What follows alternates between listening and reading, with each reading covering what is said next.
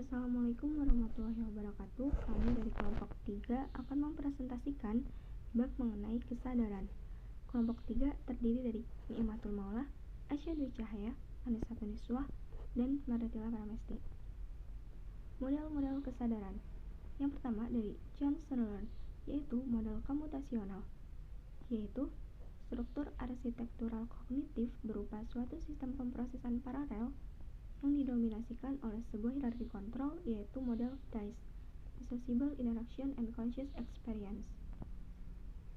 Kedua, yaitu model SALS, yaitu sistem pemrosesan informasi yang memiliki 4 subsistem, yaitu penataan pendirian, sistem penyediaan, sistem bahasa, dan sistem memori episodik.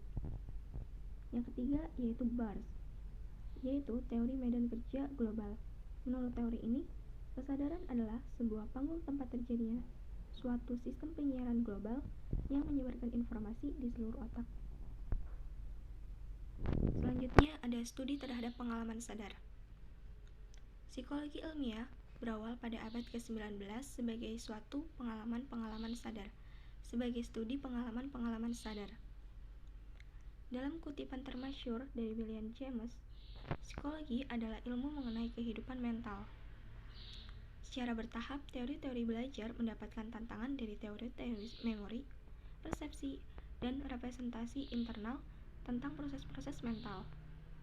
Pemrosesan informasi dan kognisi menjadi kata-kata yang sering didengungkan, dan kesadaran sebuah topik yang tidak akan pernah lenyap betapapun besar cemoohan dari para behavioris yang mulai memasuki literatur-literatur psikologi setelah terabaikan selama setengah abad.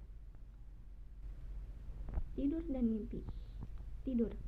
Ketika kita terjaga, otak kita menyimpan berbagai informasi dari pengalaman-pengalaman yang sudah kita alami sehari-hari pada bagian hipokampus. Tidur. Pada bab ini kita akan belajar mengenai mitos tentang tidur, berapa lama manusia membutuhkan tidur, waktu tidur, dan berapa lama hewan membutuhkan waktu tidur. Pembahasan selanjutnya akan dibahas oleh Ni'matul Maula.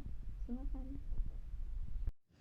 Saya, Ni'matul Maula, akan melanjutkan presentasi mengenai mitos tentang tidur.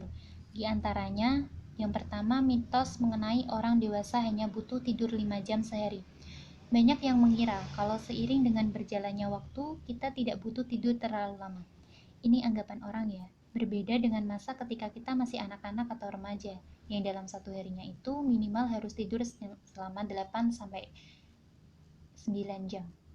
Anggapan sebagian besar orang ini sangatlah salah dan tidak bisa dibenarkan.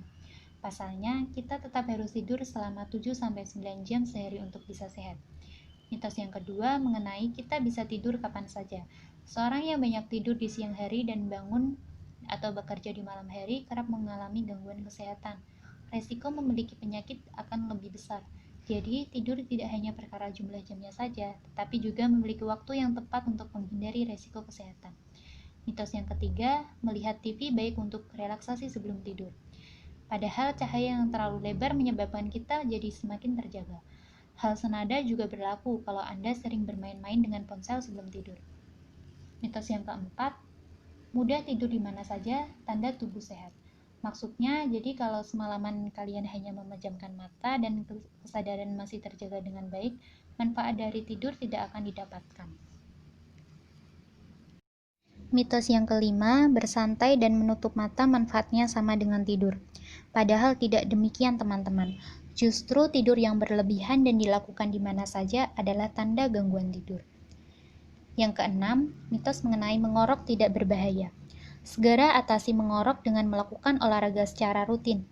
Biasanya kegemukan menyebabkan tubuh mudah sekali mengorok. Mitos yang ketujuh, alkohol bisa membuat tidur lebih nyenyak. Alkohol sering dianggap mampu menurunkan kondisi terjaga, dan Anda tidak jadi mudah mengantuk. Akhirnya, beberapa orang minum alkohol terlebih dahulu sebelum tidur. Apa yang dilakukan oleh beberapa orang ini sebenarnya tidak benar, karena alkohol bisa menyebabkan banyak masalah termasuk kegemukan. Daripada minum alkohol, lebih baik minum air putih. Mitos yang ke-8, makan banyak bisa membuat tidur nyenyak. Tidur dalam kondisi perut yang kekenyangan akan membuat pencernaan jadi lebih lambat. bahkan kemungkinan terjadi gangguan tidur akan besar. Berapa lama manusia membutuhkan waktu tidur? Pada umumnya, orang tidur selama lebih dari 175.000 jam selama hidup. Komitmen waktu yang luar biasa ini menyiratkan bahwa tidur memenuhi sebuah fungsi biologis yang kritis. Berapa lama hewan membutuhkan waktu tidur? Setiap hewan memiliki durasi tidur yang berbeda. Hal ini dipengaruhi seberapa amankah mereka dari predator dan aspek-aspek lain dalam cara hidup mereka. Sebagai contoh, misalnya panda, hewan asal negeri tirai bambu. Ini bisa tidur selama 10 jam per hari. Walaupun terlihat sangat lucu, panda bisa berubah menjadi ganas ketika ada yang mengganggu tidurnya. Sekian dan terima kasih. Wassalamualaikum warahmatullahi wabarakatuh.